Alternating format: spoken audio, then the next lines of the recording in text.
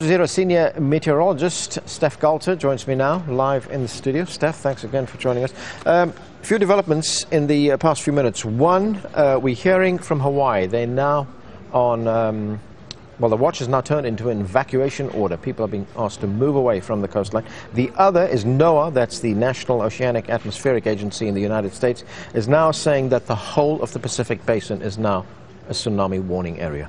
I wouldn't be surprised at that at all. And the problem with tsunamis is they actually move quite fast. They can move around 700 kilometers per hour. And that's because they effectively move like shallow waves because they have such a long wavelength. They just ripple along the surface. So they can move incredibly fast.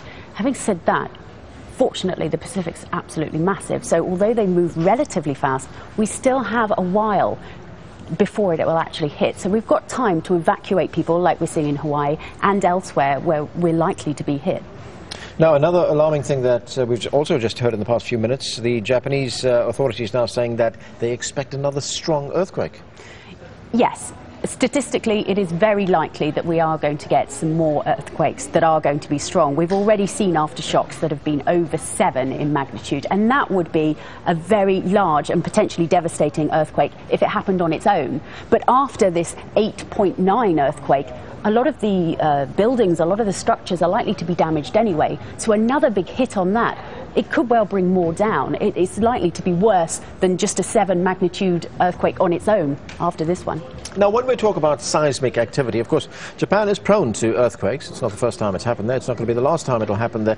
What exactly is taking place on the surface of the Earth? We've got this picture showing the different plates that we've got around Japan. We've got the Pacific plate and the Philippine plate to the east of Japan, and then to the west we've got the Eurasian plate and the North American plate.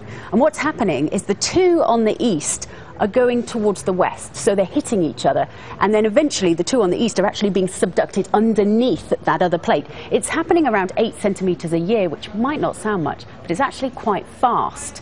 And so as it goes under, the pressure all builds up until eventually the pressure is too much, and then it will let go. And it's that letting go that causes an earthquake.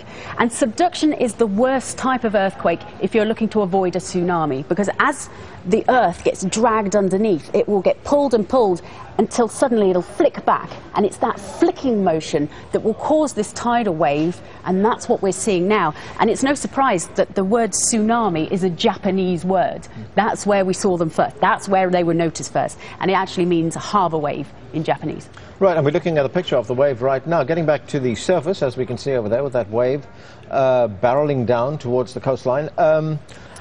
The waves that are caused by the earthquake here, with this warning that the whole of the Pacific Basin is now under a watch or a warning, we're talking about a vast area of ocean, aren't we? That's right. I mean, usually when you think of something moving a great deal, like if you have a little toy and you push it across a desk, the friction will slow it down somewhat. But because with an ocean, there's not a great deal of friction there. So although, yes, if you're very close to it, you will have a bigger wave, even if you're a very long way away, you can still have a very significant wave. When we had the tsunami of 2007 in Indonesia, that created a wave that went all the way across towards Sri Lanka, then it hit Sri Lanka, then it went across towards Kenya. Even Kenya saw that. So yeah, they can travel vast distances.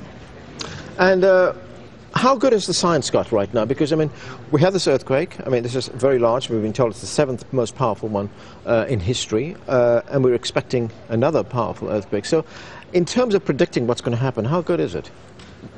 Not so good, to be honest. We're very good at predicting that there will be, statistically speaking, there will be aftershocks, there will be strong, then they'll gradually decrease, and then things will return to normal.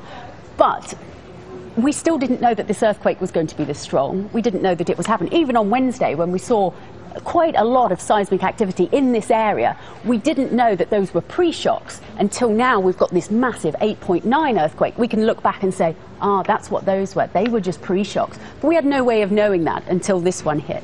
And the best defense that all these countries have is just to tell their people, to move away. That's right. There's a series of buoys around the Pacific, and those can tell you how the wave is travelling, how fast it's travelling, and how bad it is. Because remember, over deep water, the waves are actually really very negligible. You often can't see them. It's only as they go into shallow water, the waves actually amplify, and then they become big. So when they're travelling over the very deep Pacific, you might not know they were there unless we've got this whole series of buoys, which fortunately we do. So we can now give a lot more warning than we could in the past. Okay, Steph, thank you very much for that.